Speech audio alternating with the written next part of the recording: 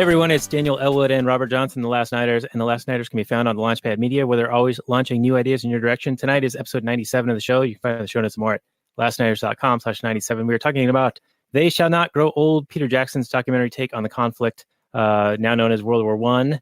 It's a bringing to life account with footage that is over 100 years old, coupled with interviews that are about 50 years old, mated together with modern technology to bring vibrancy and color, including sound effects and lip-synced audio, to bring you a never-before experienced look at the horrors of the Great War. Tonight is our pal Mike C. will be joining us for this discussion as the stars went out of alignment with our previously scheduled guest, Jeff Deist of the Mises Institute, who has penned an excellent review article of this movie, and I will post that on the show notes page at lastnighters.com/97. It's a very good take, and I know that a lot of our discussion with him would have kind of circled around that, so I think that because it fell through, we're going to have other things to talk about, so you can read that and listen to this and get even more content for your hard-earned dollars. Something along those lines, right, Robert? Yeah, something like that, Daniel. Yeah, something like that. And if you do like what we do here, we do pre-show and post-show content available for our Patreon supporters, so you can hit us up at lastnighters.com/Patreon and find out which levels get you which goodies.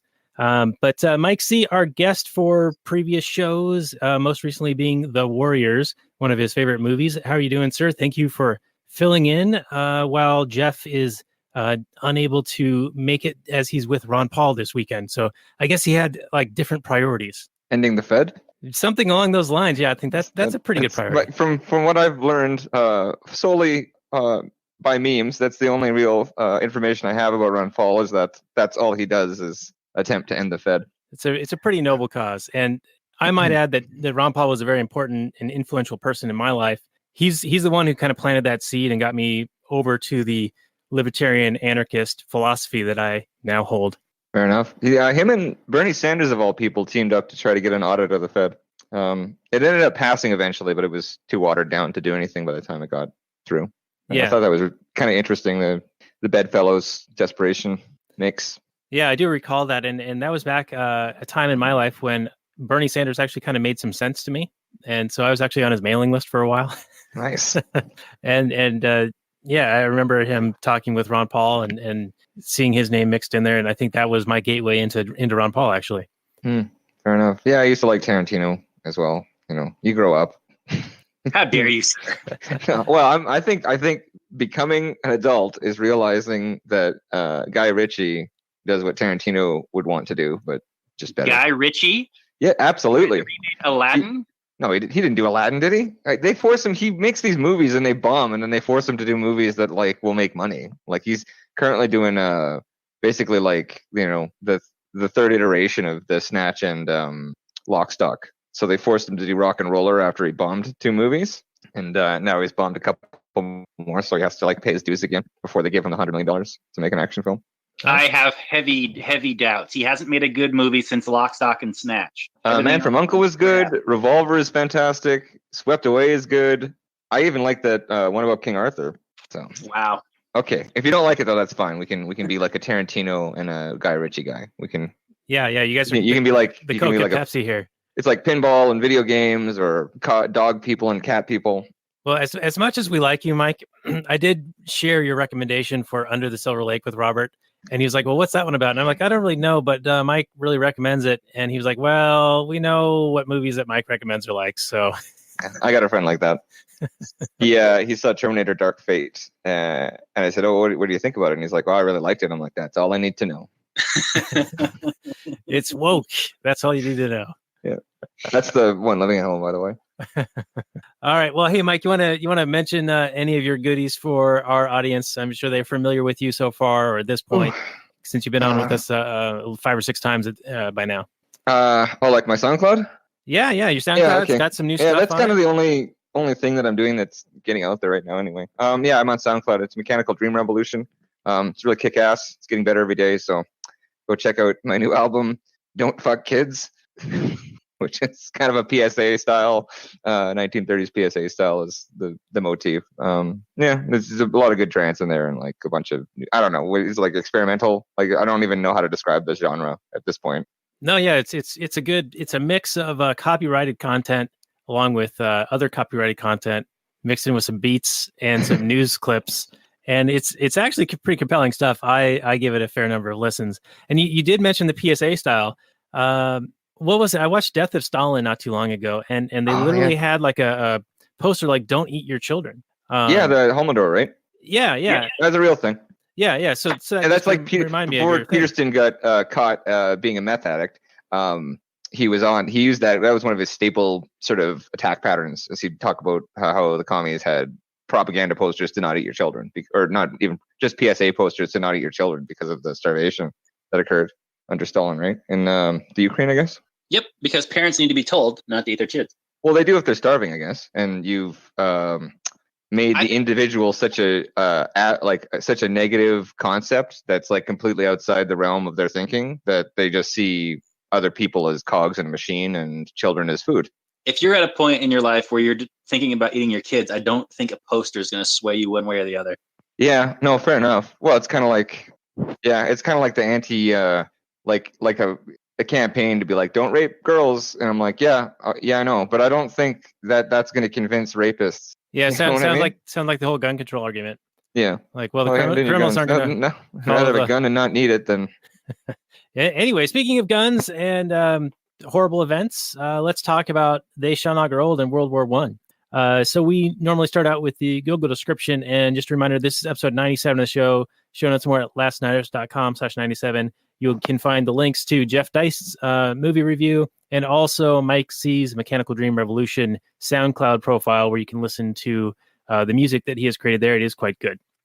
All right, so They Shall Not Grow Old came out in 2018. It's a history/war movie, 2 hours and 12 minutes, 8.3 IMDb, 100% Rotten Tomatoes, and 91% on Metacritic, with 95% of Google users liking it.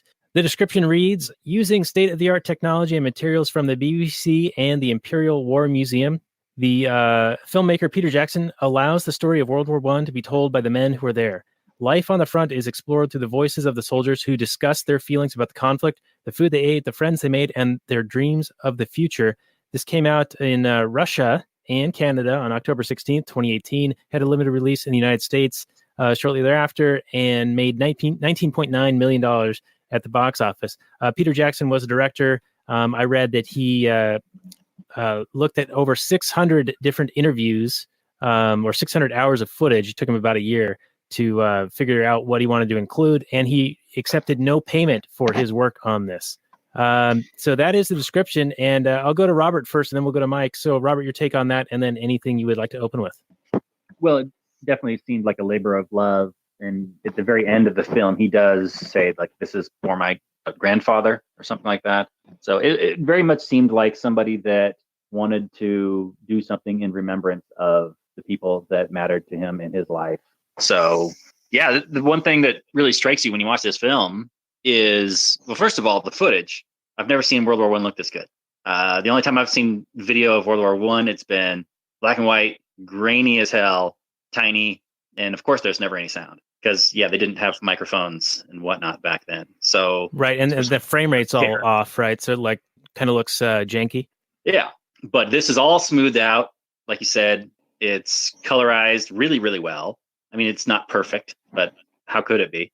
And yeah, like there's the overdubbing that lip syncs perfectly, or almost perfectly, with the video. It's impressive. It's impressive technical achievement.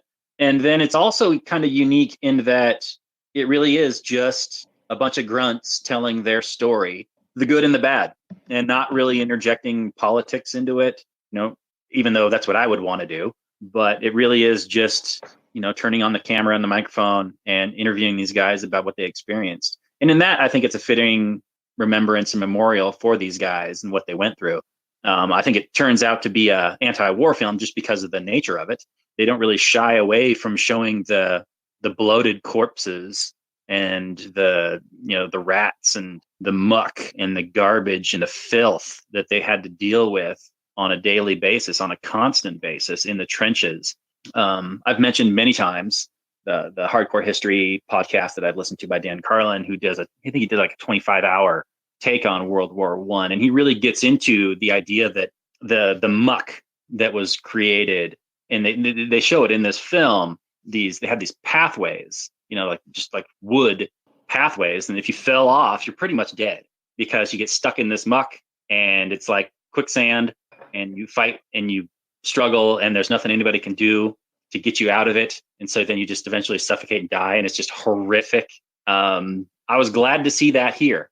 I didn't know if I was going to get to see all the things that I heard in the podcast. And of course, he goes into greater detail about the World War I and all the different battles like the Passchendaele and the Verdun and the Battle of the Somme. And he gets into those details. And this movie doesn't do that. It's more of a broad overview and really just the perspective of these kind of guys from England. But I got details here that I didn't get in the podcast with the, them getting like boots that were really stiff and that they had to pee in them to soften them up, and just little details of how unprepared, and they just, threw these guys into this situation, how untrained they were. And like, you would imagine they were doing all these like calisthenics and a few things, but then they're just thrown right on the front line and, just thrown into this meat grinder. If you want to know more about World War I highly recommend the podcast because it does talk about the way the strategies and the way they fought this war really was this horrific meat grinder where they just threw wave after wave of human bodies at her in this war of attrition to just try and grind out this victory. And it really just massive human toll in this war. Anyway, it's a good movie. All right. Well, thank you for that. Any thoughts from you, Mike, on the description or anything that Robert has opened with? I forgive Peter Jackson for making The Hobbit. Everything he said. Like, technically, it's amazing. I don't know how they achieved this, but it's very objective. He doesn't get bogged down with the politics. And I mean, I guess it's like, if you wanted to fault it, I guess you could say it's like one-sided, but I'm not sure how else to tell the story. They certainly cover the propaganda and excitement and the inversion of our best qualities to the will of the state, which is a horrific betrayal of your people, without getting into it. He just does the interviews and shows some of the posters and propaganda and stuff like that.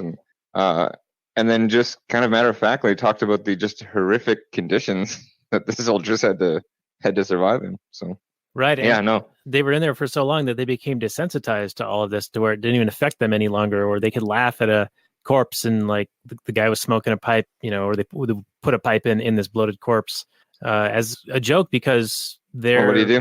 Yeah, their humanity had shifted so much based on the trauma that they all experienced. Well, and then drinking water out of a gas can, right? Right, with still the stale remnant of gasoline taste. Yeah, I thought drinking out of my kids' plastic water bottles was bad. I ain't seen nothing. No, we got it pretty easy. I think about that every day. Like running water is pretty sweet. Electricity, access to gasoline, like all of this. You ever watch Downton Abbey? Yeah. I actually wanted to bring up Downton the first Abbey. Season plot line was World War I, right? And how excited everyone was. And just. Up to it. But you just think about like the living conditions, like what like an elite person even would have is in terms of comfortability and like quality of life, and what a peasant, Right. So it's just interesting seeing like 100 years ago how people were living and like what they would put up with on a battlefield, like just sleeping in the mud, like no one rebelled against it. Yeah, well, I mean, in a lot of ways, I think it wasn't all that different for the average person. I mean, I don't want to say it like exactly like, oh, of course, their average life is like being in war, but basically they weren't coming from a high, comfortable place, right? No, they were like lower middle class, right? Right, yeah, and so they didn't have all these modern conveniences and any of those things. So their lives were pretty bleak. They probably, what was it, like 100 years ago, people didn't travel more than like 10 miles from where they grew up in their entire life. Yeah. Well, they even talk about it like near the end, they started talking about brothels and how the experience would have just been so much more lively than whatever they would have grown up in. Right, yeah. As teenagers, 19-year-old guy, like encountering a French brothel, it's pretty out there. Right, and then, the Downton Abbey thing, they really did play up the excitement that all the characters had in the run-up to the war. Yeah, it's all just so fun. And, apparently that was actually a real thing. People were excited about this because there was a long period of relative peace in Europe for a long time. And I think wars had sort of this nostalgic reminiscence quality that, like, was Well, and noble. if you think about in terms of, because that would have been the colonialist era as well, right? So like the last war Britain was in was the Zulu War, where they're mowing down Shaka Zulu's troops with the Maxim gun, right? So Right. So they I'd see rather it, be on that end. right. Yeah. So it doesn't seem like it's that terrible if you're on the winning side, and Well, it's also not you're that going out. You know what I mean? You're expanding from your position. You're not. Yeah, like it's a very uncivilized war, World War One. Like they weren't. They used chemistry for the first time, chemical weapons, stuff like that. right. Yeah. Well, and Like the big distance between wars allowed for a massive technological advancement. Yeah, And and a big forgetting. right, and they didn't understand. Like they had this idea that war is this grand adventure, and you might get winged or whatever, but it's not in super horrific conditions. But they didn't understand that this massive shift in technology had increased, and like all of a sudden you got these massive artillery batteries, Yeah. and the chemical weapons, like you say, and you got airplanes actually, and Yep. machine guns, and like the French went into World War One with hats, cloth hats, Yep. like having no understanding. Like people were still riding like horses. I mean, turns out horses are actually better in the muck and the mud than some of these early machines, but yeah, it was just a world that was unprepared, didn't understand. Like the politicians didn't understand it, and the men that were going in to fight it didn't understand how technology had changed war until they were faced with it. Yeah. Right. Yeah, we get the first tanks at the end, right? Yeah. And at the beginning, I think they open with talking about the people who are first entering the war. They won't recognize it by the end because they go in with this conception that it is sort of this civilized version that they'd heard historically, and it's nothing like that. Yeah. Well, yeah, because they're still thinking of like cavalry charges with horses and that sort of like heroic last, charge of the light brigade kind of stuff. When a cavalry charge against, fixed machine gun emplacements aren't going to really do too well. No, that's why we invented that specifically as a counter to the current tactics. Realistically, like we had guns, and it's like moving. Yeah, sorry, getting to the strategy and like how it's just interesting how we develop weaponry as like basically we develop a weapon specifically for the conditions that exist, and then the entire paradigm shifts to machine gun installations and artillery, and then we invent tanks because we need a way to get past machine guns. Yes. Constant arms race in the literal sense. Like you're always trying to outdo or overcome. I remember I played a game on the PlayStation, like Panzer General, and each of the different armaments and different kind of vehicles and things you had different abilities.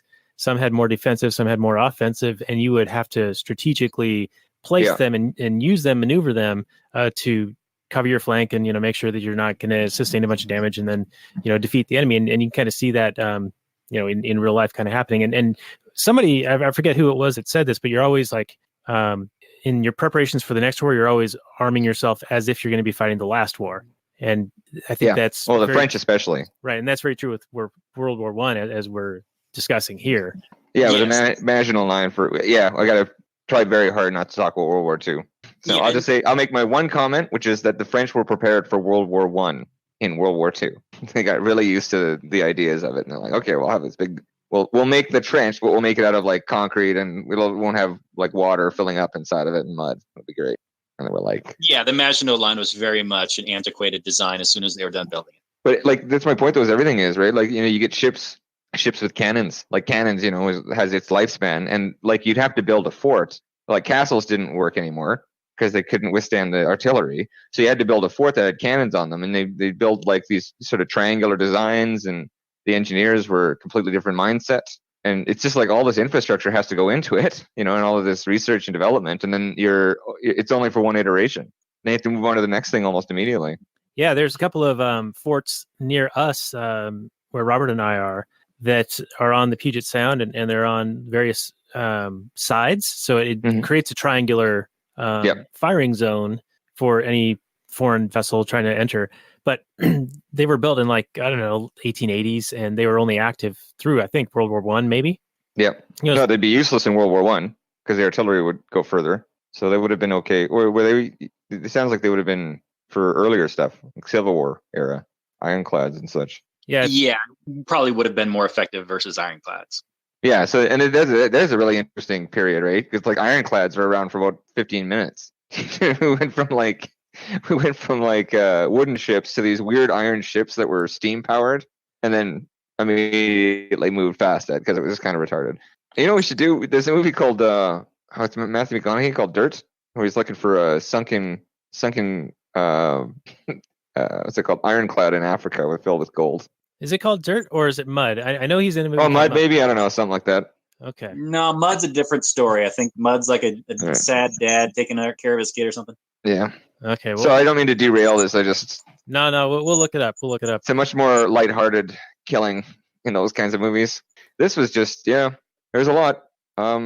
It's very sad. Like World War One makes me very sad. I mean they all do, but like just the story about the soccer, like that's pretty common known. And I don't know, like I'm pretty sure that's true. I don't think that's just some myth because it doesn't serve like the Christmas tree miracle, the Christmas yeah, like that doesn't serve the state, right? Right. Because we need an archaic thing. and there were cases of like French and German soldiers being armed and encountering each other off the battlefield and not killing each other, like shouting at each other and telling each other to fuck off and not knowing the language and throwing rocks and stuff at each other, kicking dirt, and then just going their separate ways without even considering shooting each other, which is just, I don't know. So like that's like, that tells you a lot about humanity and what it takes to get people to shoot each other. Yeah. When you were mentioning the soccer thing, you were talking about the Christmas miracle where there was like a ceasefire and then they fraternized with the enemy. Yeah. But I thought you were talking about in this movie, They Shall Not Grow Old. They actually talked about how some of the commanders would get their people to charge by actually kicking a ball and having everyone follow it. And I thought that was really sad. Yeah, that is pretty sad. So like men like orders. We like being told what to do. In relationships, a lot of problems can be solved if women tell men exactly what they want and give them tasks, and then men do the opposite. But we speak different languages, right? So the male brain really, that's why we fall for joining up and being in the army, and why it's actually kind of enjoyable because you have a task. There's structure to that. Like it's quite satisfying. They talked about how like it felt like camping and when they weren't having to shoot at each other. It's kind of like hanging out with the boys. Yeah, and it was quite telling how they kind of got comfortable towards the end of the war. How they had been, conditioned or to acclimated, maybe lifestyle. Yeah. Yeah. Now, of course, these are the guys that are being interviewed are the ones that made it, the ones that survived. Of course, they're not the ones that got horrific shell shock, now known as PTSD. Back in the day, shell shock wasn't even understood. It wasn't even a thing until World War I. And the men that got it were seen as cowards and were often murdered by their own companymen for not, being seen as cowards, like as a betrayal or trying to go AWOL or something like that, or because they wouldn't fight. Or even in this movie, they said some of the guys were screaming and they thought it'd be giving away their position. And so they would shoot the guy. Ruins morale too. Right. Sure. But yeah, and then they shoot the guy sort of like in that Tom Cruise movie that we talked about a couple of years ago, where you're like, Tom Cruise kills this guy to keep the aliens from finding him. What do you think? Because if the guy isn't quiet, they're both going to get found and get killed. Yeah. So it's a cost-benefit analysis. Right. Although, I mean, that's the insanity of a guy is screaming and you can hear them over the sound of the detonating explosions, kind of. Oh, no, they're going to know where we are over the deafening roar of the thunderous bombs. Oh, no. I think it's more about the morale because I don't think it's like a broken window in a neighborhood. You don't want to let them do that because you're going to have disorder and you want to keep everybody not thinking about themselves as people or their fear. You need them to go kill other people that they don't even know, right? So you really got to nip that in the bud. Yeah. So it'd be a good trade, right? You kill one of your own soldiers to keep everyone in line. I wanted to bring up another point from a movie we talked about a while ago, Legends of the Fall, where the dad character played by Anthony Hopkins, he was in World War I, and so he witnessed these horrors. No? Oh, was it? No, Hopkins was not. He was in like the war, the American Indian War. Oh, right. Yeah. Okay. And that was World War I. We're going into World War I. Right, and they were super excited about it. Okay. Yeah. So, Hopkins had experienced war conditions more recently than apparently people in England had. The last one, that would have been the Zulu War, right? Something like that, yeah. And also, England had sort of given off this air of their prosperity was due to their colonialism, and that's actually a fallacy. It was not a net positive for them. It was very costly. It was the Industrial Revolution and their improved industrial base and capacity that actually improved the living standards. But because the impression was that, oh, you go out on conquest and then you'll reap all these spoils, that incited Germany, Italy, Spain, Portugal to have like all of these encroachments around the world and compete for, the Italians were busy collecting deserts, as Ralph Raico says in this really great talk on World War I that I will post on the show notes page. And that's just kind of related to the hardcore history that Robert was talking about. There's a bunch of stuff at the Mises Institute that is really just excellent on the politics around World War I and what it allowed governments to do in something called the ratchet effect that Robert Higgs talks about. Rothbard has an essay called World War I is Fulfillment for the Power and Intellectual Elite that's related to his book, The Progressive Era. And then, of course, there's a great book called Cost of War that is highly recommended. So I'll post all that on our show notes page as well. But anyway, I didn't mean to derail us too much there with my little plugs here. Who did I cut off? Was it Mike? I don't know. I'm used to cutting people off, so. But if you want to talk the origins of the war, Carlin does talk a lot about the spider web of alliances, like all the European elites are all intermarried, like they're all cousins or stepbrothers or whatever, and you had like Germany or England pledging to protect Belgium, which was allied with Spain or France, it's just all around. And basically what happened was when Archduke Franz Ferdinand got assassinated in Kosovo. Or was it Serbia? I forget. Anyway. Serbia. Oh, no, Serbian killed him. Yeah, no, it's Serbian national. Yeah, in Kosovo, right? They had a parade there. Yeah. Gavrilo Princip, whatever call his name. Anyway, it just triggered this series of, so-and-so declaring war on these guys and these guys and these guys. And it just Cascade. This cascading shit show. It's easy to paint the Germans as the bad guys after the fact with a whole bunch of war propaganda about what they were doing in Belgium. But I mean, if you look at all the alliances and whatnot, they were the aggressors, kinda, but I don't know. It's I did not the hand waving thing. Yeah, it's England was looking for a fight with Germany for a long time. Before that, they were outproducing, right? So when a group of people is outperforming you, you need to go in and like fuck them up sometimes. Yeah, and of course there's the whole lulling the U.S. into the war with Lusitania, and Woodrow Wilson, of course, running as a candidate who kept us out of war, and then he, of course, had ulterior motives and got us into the war. Yeah, the Lusitania is essentially a false flag. Yeah, like they put it in harm's way on purpose, right? And it's a British liner. It's carrying arms against whatever the rules were. And if I recall, there was even full-page ads taken out in the New York Times warning people not to go on the boat because it was going to be treated as a warship by the Germans. Yep, they warned them. It was within their domain that they were patrolling. Yeah, it's crazy. Yeah, I don't know. Yeah, it's. I think that a lot of powerful people were itching for a fight, and I'm not giving Germany a pass at all. I'm just saying that England wanted to fight Germany because Germany was outproducing stuff, and Germany was still interested in being like a conquering nation.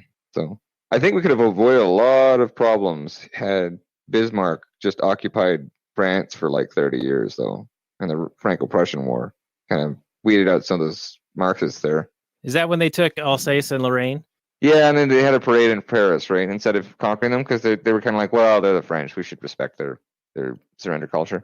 But yeah, I feel like there was like a burgeoning. A lot of me wants to blame World War I on the sort of cultural conditions that you get from like democratic socialism, like the elitism that comes out of that. I don't really have threads to put them together, but like I don't imagine France is innocent in this, Germany's innocent in this, or England is innocent in this. And this idea that like one guy gets assassinated and everything cascades into like massive groups of people being at war with each other and 20 million people dying, like that's insane. Right. Yeah. In the Reiko talk, he gives a lot of the, he sets the stage for all these alliances and things that are in place to kind of get triggered to make this happen. And the von Schlieffen plan, that's just basically knock out France and then go over and knock out the rest of Russia. But if Russia mobilizes before that, then Germany is kind of stuck. And so that was like a big challenge for them. And so Wilhelm, he would sign Willie, he would send notes to cousin Nicky, like, hey, stop mobilizing and stuff, because it's going to put us in a bad spot. And you're right, they were all related. And, a lot of this really could have been avoided and probably should have been avoided. And had it been avoided, we wouldn't have seen the second conflict that was even larger. And we wouldn't have had the communist takeover in Russia. We wouldn't have had Nazis rising in Germany. Like the entire 20th century would have been far, far different had this not happened. Yeah. So I have to wonder, like, what kind of sort of overclass aspects were involved in that. Like, nationalism's one thing, and I think a lot of people like to get onto the idea that, like, these nationalist nations were like a powder keg because they were all like, nationalism is inherently like evil generally in the current narrative. A lot of historians look at this and go like, okay, well, it was like the last hurrah of the great elite. But I feel like there was probably a lot of economic conditions that we don't examine. You know what I mean? Because generally wars happen because somebody's like got too much freedom and they're producing stuff and trading it without being taxed properly or without having enough usury in the system. You know what I mean? Like free trading ports in sort of the southern states was probably a bigger factor than slavery for the Civil War, right? Stuff like that. Yeah, I think there were a number of factors, and yeah, I think you're right there. And I haven't really examined this, but I do know that like France was a bit of a shit show for like the cultural Marxism, right? There would have been like a lot of, I don't know, like feminism and that's the narco-communism essentially, right? The social, what do they call it? Democratic socialism, right? You would have had that sort of coming up. You talking about early 20th century? Yeah, like after Napoleon overextended himself trying to conquer the world, they would have fallen back into early 18th century. Yeah, and then from there you get the Franco-Prussian War, which doesn't actually annihilate these conditions, and so you get this like intellectualism. I'm sure had a factor in there. Is this? I don't know. I don't really have like the notes. Sort of, I haven't studied the thinkers of that time the same way I have with like World War II or the Enlightenment period, and like what the movers and shakers. But I'm assuming that like Germany was overproducing. They were highly industrialized and doing good. They had kind of like assholes in charge as well, right? I mean, they were sort of the driving force with the chemical weapons, right? But like England had no business fighting them, so it doesn't make a lot of sense, except for this like you said, they got like the bare minimum of excuses to form these huge alliances and start putting people in the meat grinder. So I don't know. Like it doesn't feel like anybody was trying to get land though in this war.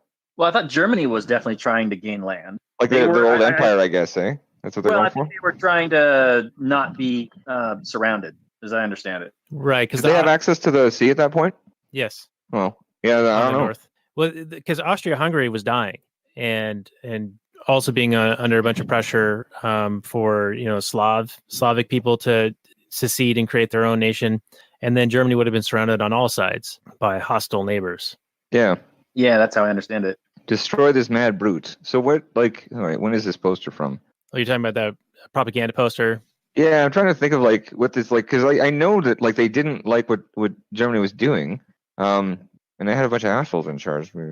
Anti-German sentiment. So I'm wondering like when this began, and if it just cascaded from this sort of scapegoating of them producing too much, right? Because like you said, like all this prosperity was coming out of the Industrial Revolution, and everyone was getting more and more free. So you kind of need to get everybody into a war to stop them from elevating themselves from being peasants. Mm. So I guess in that sense, it is just like the last hurrah of pseudo-monarchies. Well, there's also this rising military-industrial system coming in. Like all this wealth is generating, and they're building up with all this new technology, and they've got all this wealth to suck off of. Yeah, and I noticed what do military contractors like, but to see their weapons put to use, and what do generals like, but to also do that. Well, and I noticed too, like a lot of he took a moment in the movie to talk about like all the canned goods and stuff, and those are huge military or government contracts. Sure. Jam, tea, Spam, beans, all that kind of stuff. So it's a huge what's that called, stimulus package. So that's what I'm assuming was happening, is that the countries that were falling behind the curve, like Russia was a bit behind the 8-ball in terms of industrial development, right? They were very much an agrarian country all up until the early 1900s. Yeah, so like, because they kind of fell a little bit behind with the same development that Europe was having, because the Mongols sort of decimated them for a little too long. And so if they're behind the 8-ball on that, then it would be it would be a good stimulus package for that government to have a war, right? No, maybe presented as such, but it's, I don't mean good in the actual sense, like objectively good. I mean it's a good control mechanism, is what I'm saying. A good economic control mechanism for the government to reinstate its power over the existing economy. right, and it's a gaudy implementation of resources that's very showy and visible. Yeah. But it belies the rot that it actually generates because it is a parasitical Yes, nature. absolutely. But it's a stimulus package, right? Like war is the ultimate stimulus package. It's a redistributive package. It's taking all these resources from other areas and injecting it into a very specific stream. Yeah, I mean, but that's the same as any, like if you bail out a credit card company or you put money to build planes or buses or something, it's all the same. Just war is like the most consumptuous and therefore has the appearance of being the best way to stimulate an economy. Well, it's the worst. It's the most destructive way. You're not even getting right. It's an ultimate form of consumerism. So it's ideal because there's like for like the government. I mean, it's ideal. It's obviously like the opposite of ideal for us, right? Or actual consumers. Yeah, but like it's a great way to keep everybody in line, right? So like with the Industrial Revolution, everybody's competing, right? Everybody, I don't know, like the economies of these countries were coming up, right? So the stakes would have been a little bit higher. And like I said, we had a burgeoning multinational banking system. Were increasing, the wealth was increasing. Yeah. Prior to World War I, generally armies weren't that huge. They weren't so well supplied. You would have a few big battles and then you'd be done. Yeah. But with World War I, you had so much wealth and resources and like essentially total war, where the entire country is mobilized to fight this war, that you had a constant stream of supplies going to the front. And you just had this meat grinder where human bodies were just, I mean, you saw the pictures of the gangrene and the trench foot. Oh, absolutely. It's horrifying. And it's very terrible. Yeah, I should probably pick a better word than good. Effective, I guess. This is more. But it's not actually even effective either. Resources in exchange for loyalty to the state. Yeah. So it's, we also had like the financing from like I said, a multinational banking cartel that was forming out of the era as well, right? That was pretty new, right? So you get like that system kind of came out of the French Revolution and then subsequently the Napoleonic era. Yeah, and then you got Bank of England and the Federal Reserve had just been formulated just a few years prior.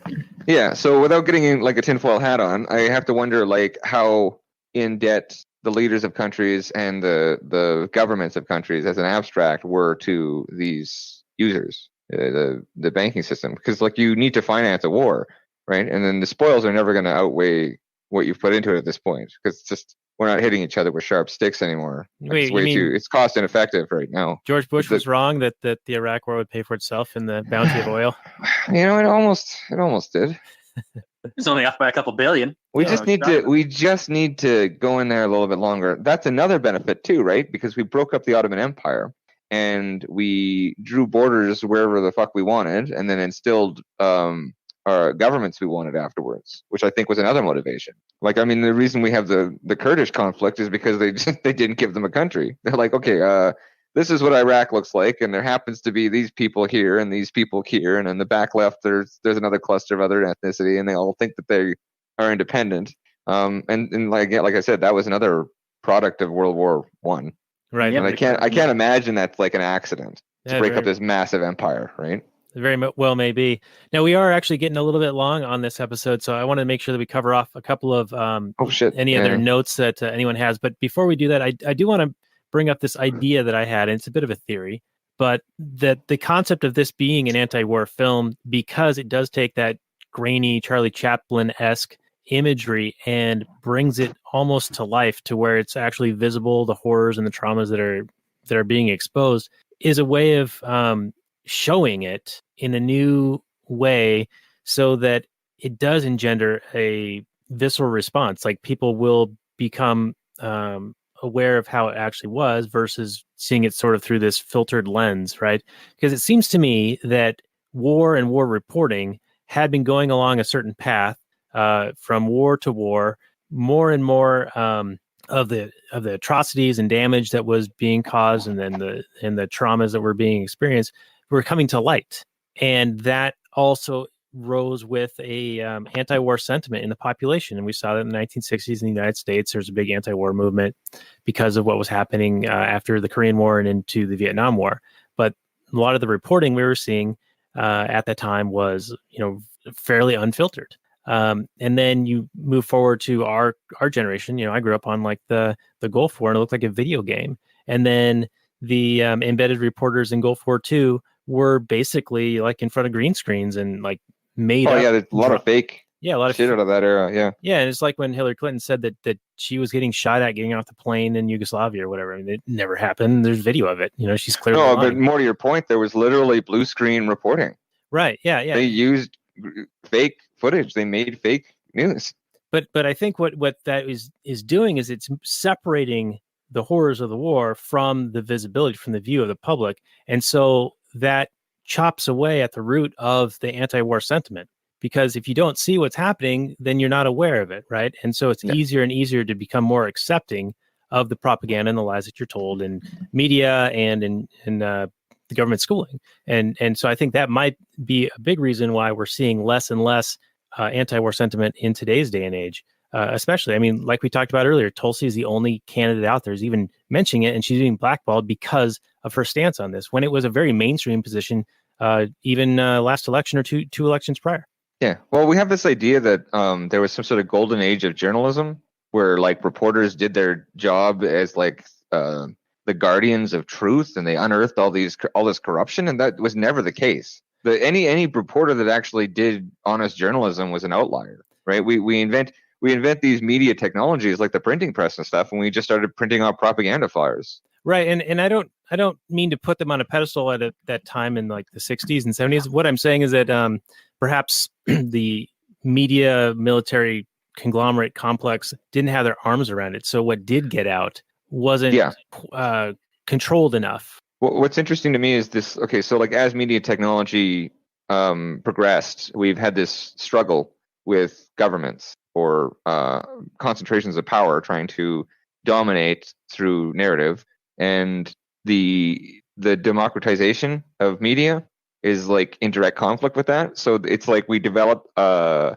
printing press or the internet, and these technologies empower people, and then they scramble to try to make that funneled up to a centralized thing again. Like the media has always been an extension of government. Right. Yeah. And so like you say, so yeah, like the reason that Vietnam was just such a fucking slog for the government was because they had footage of it.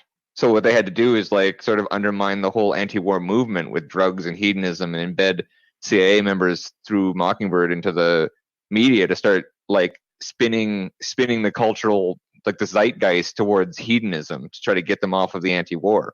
Right. And then in today's age, we've got, we're so filtered away from the carnage that when those things do get leaked, it's not the atrocities that people are upset about. It's the fact that they got leaked, and the whistleblowers that bring them out are demonized. Yeah, sometimes for sure. But like I said, I think there's a lot of hope in the fact that like the more educated we get and the better media technology gets, the more people get ideas out and have conversations. So I think you're right in sort of the core of people, but there's a lot of people that do have that conversation still. Right. And like there's a lot of YouTubers that are talking constantly about the news and all these atrocities happening, and like when there's a quote unquote revolution going on somewhere, like Twitter's lit up like from that place. They're displaying, when the French police were beating like elderly people in the streets, like they had footage of it, right? And so on the end of the power centers here, they're spinning it with all sorts of distractions and other stories, and then spinning those stories. But like if you want to see that, you can find it quite easily. Right. Yeah. Yeah. And I guess to come full circle back to this movie, I'm hopeful that it is seen as an anti-war film because it does bring out a new perspective in something that people might have been familiar with, but only from grainy footage, to where they actually see how bad it was. And if this got more visibility, it's on HBO right now. It had a limited release in the United States, but if more people saw this, they might get sort of that feeling of an anti-war sentiment back more so than they seem to have today. Yeah. Like the only thing that really ever sort of covers up the horrors of war are when we allow it to be an honorable thing. Like there's glory in all the sacrificing, and the only way that can occur is if they allow us to be like masculine again. So like one of those two things has to give in the narrative in order for them to make this positive, make war continue to be positive. because you can't be like, okay, men suck and violence is terrible, and then simultaneously like these guys are sacrificed, because like that's the narrative, right? Is that like the soldiers sacrifice themselves for the betterment of society? That's how you justify these horrific conditions that the soldiers go through and all the trauma and all the violence. And so like yeah, but there's so much cognitive dissonance in the public. Yeah, no, 100% for sure. That But they it's can like hold both of those things true at the same time. Yeah, that's true. It's a lot of double speak, a lot of double think. Yeah. But like I said, like it's becoming less and less efficient the more complicated an indoctrination system gets, right? Like they're to the point where you're not allowed to talk about anything. They have to police the perimeter of all conversations and just spin everything. And every time Project Veritas leaks something, even if it's got a bias and even if it's like heavily edited and you can kind of see that they have a bias, like they have a slant, like every time something like that happens, people are being like woken up. I don't really like that.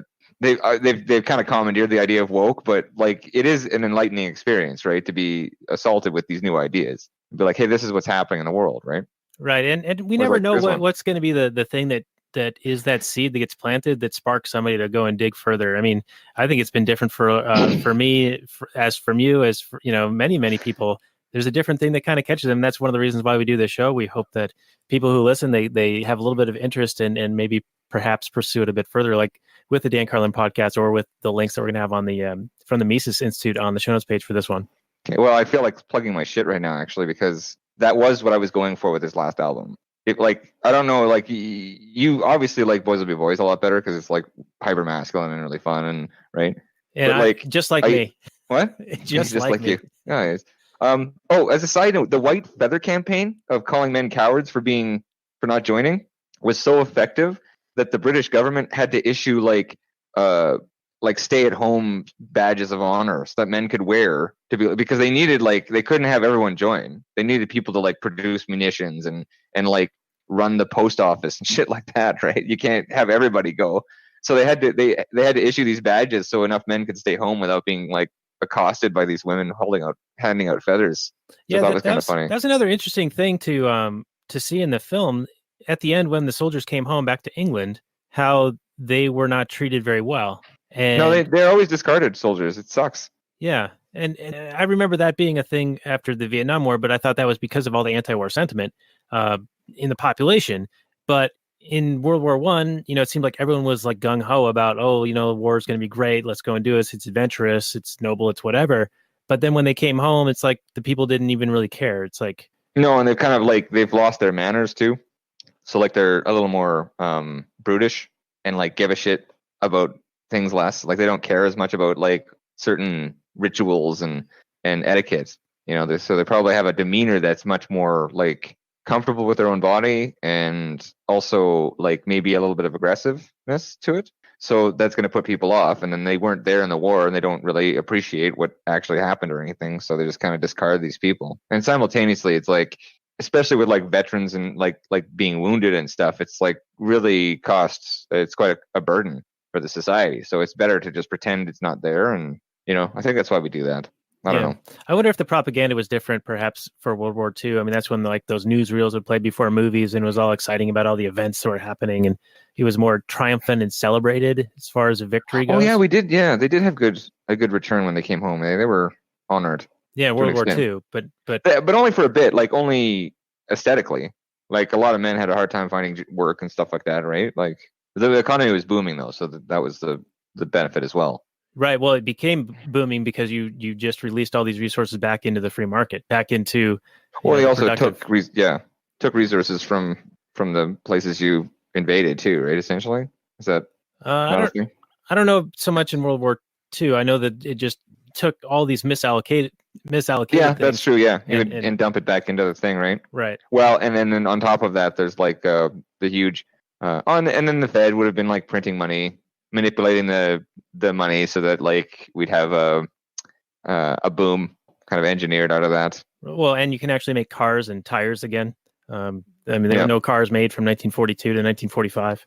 Yeah, so you got all this stimulated industries that were producing tanks or whatever are now producing cars, and they're all like they're already in fifth gear, ready to go, all these companies and stuff. So yeah, it'd be like kind of a housing boom, right? Where you'd just be overproducing shit and everything would become affordable and right. And then all the people who were earning money during the war producing these things, they didn't have the money. They didn't have anything to spend it on. So then there was this nut of savings that kind of happened. And then once consumer goods started being made again, then you had this flourishing. But yeah, because there would have been rationing too, right? Yeah. There was a rationing, which basically it was like a double price kind of So system. I think the governments hadn't learned that in World War I yet, that trick. And so you come back and it's just kind of same. Nothing's really changed. You're just kind of like, maybe you're missing an arm, or maybe you're a bit of an asshole because like you've seen all your friends die and you having a hard time dealing with that emotionally. Yeah.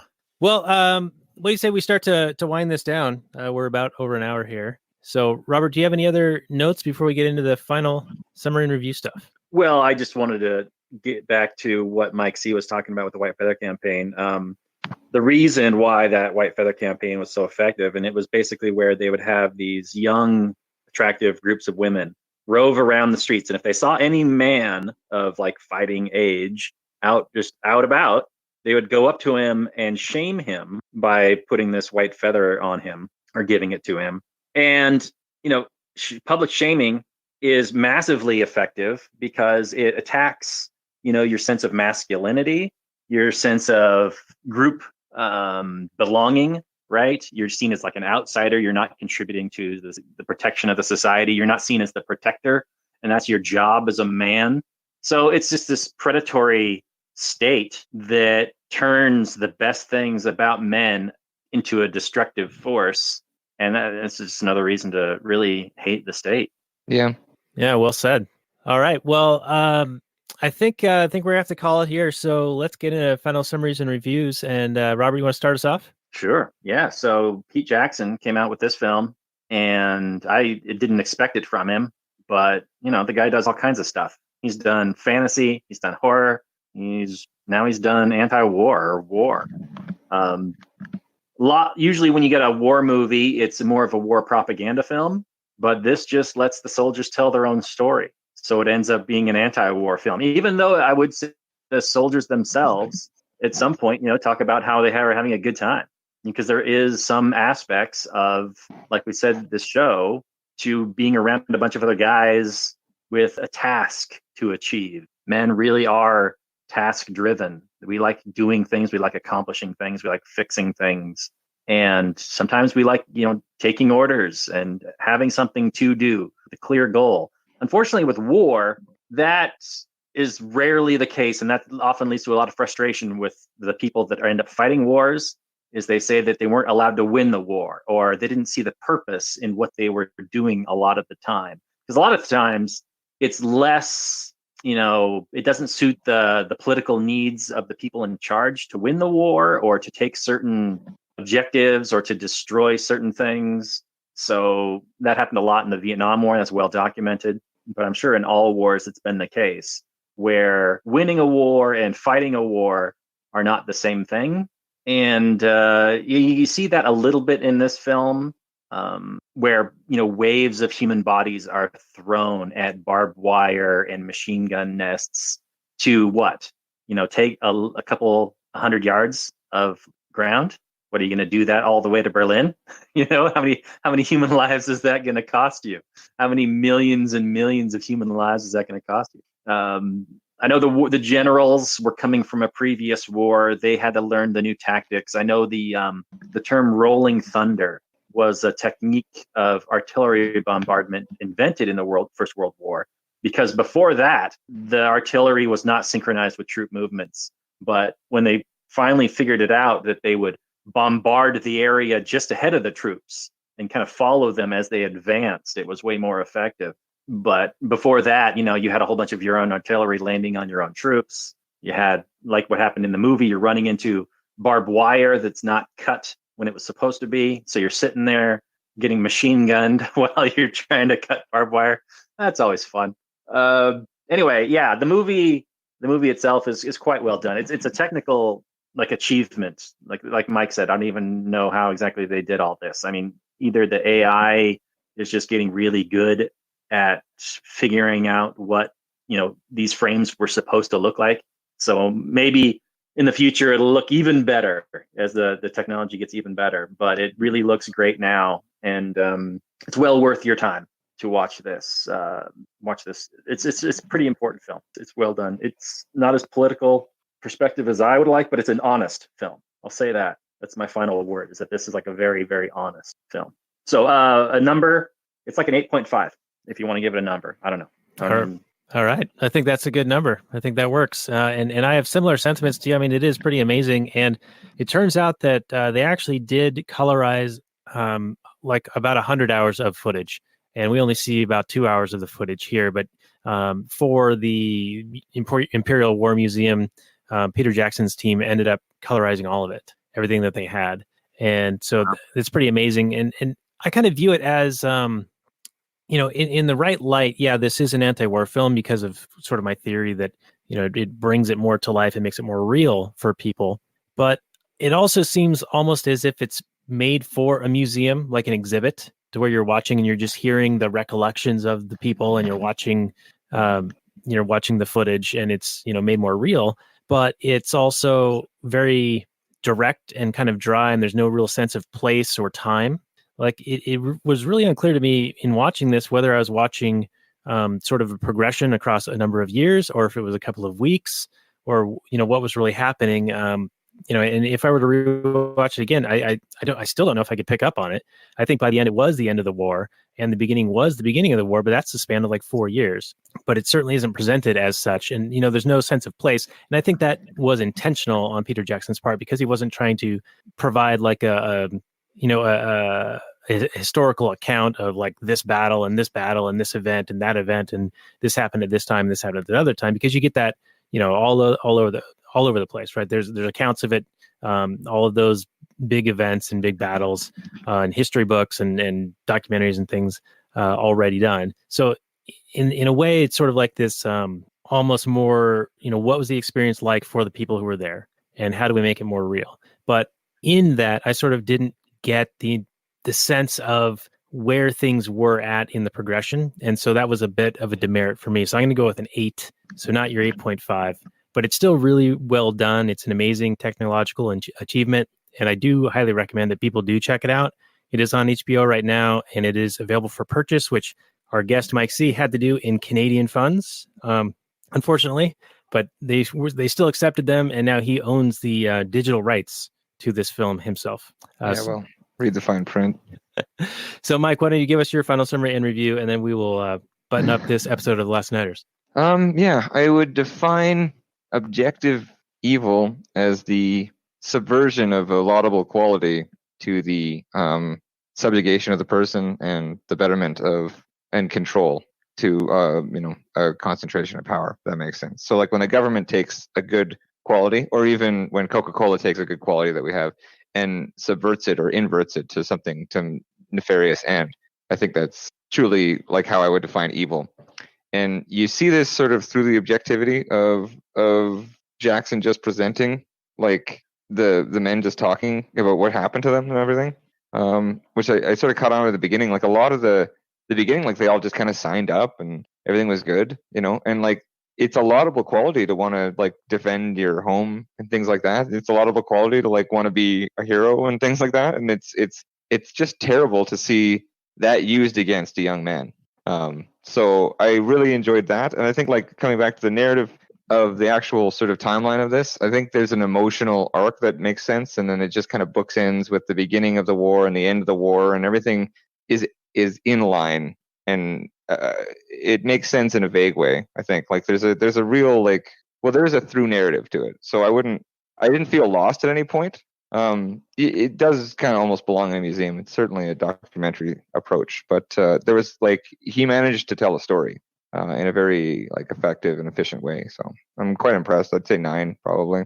All right. And like I said, I forgive him for making The Hobbit essentially. The Hobbit trilogy, the whole thing. Yeah, well, actually, specifically that orc that was like underneath the ice, and you think he's dead, and then he like comes out of the ice. That part, he gets a pass for that. The Jar Jar Binks of The Hobbit.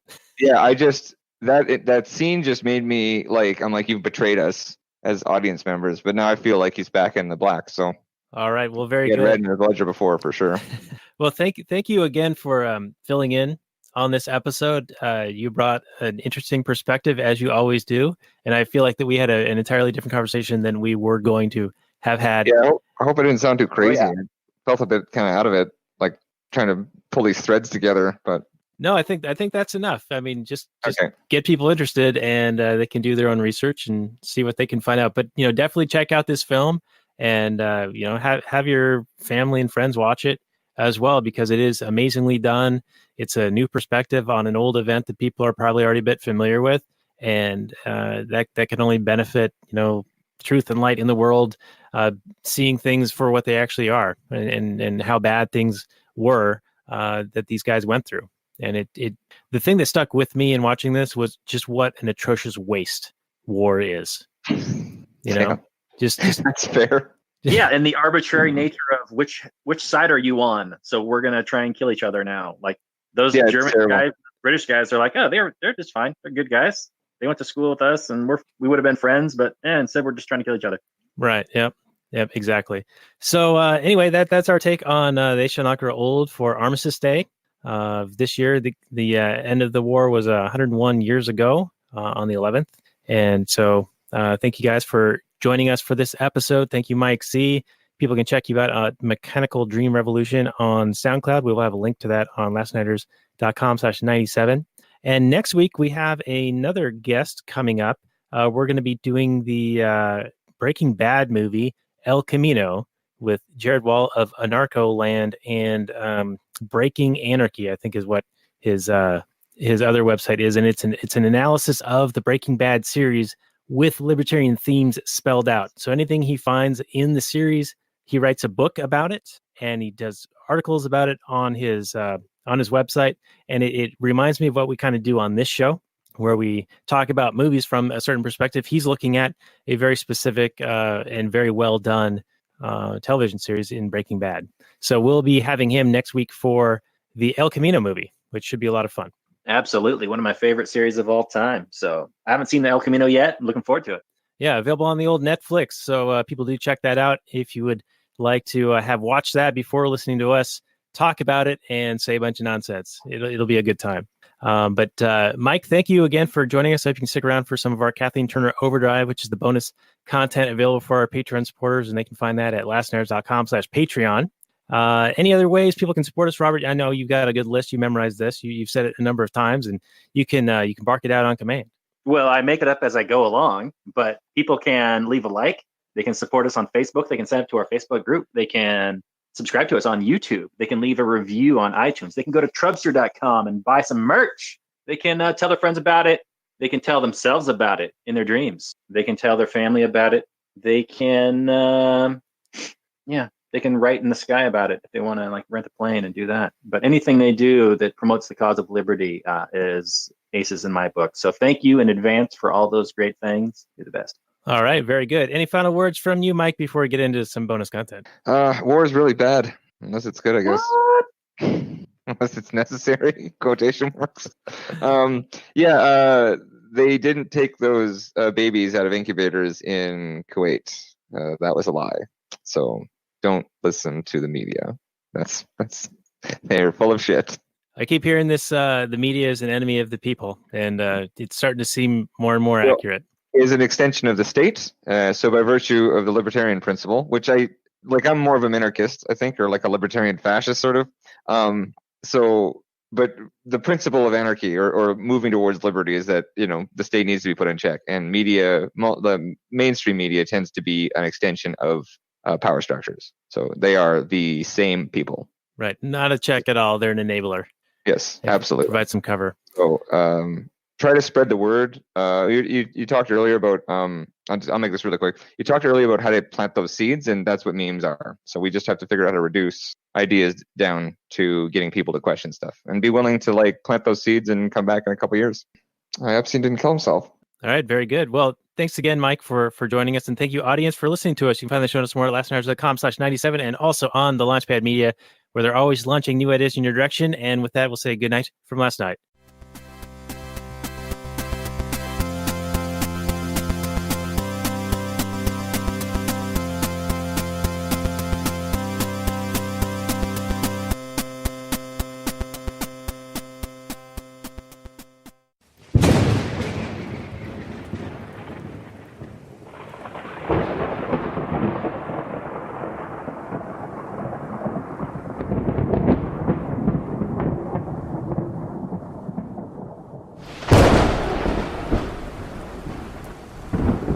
In the early days of the internet, radical libertarians were scattered, lonely, and faceless.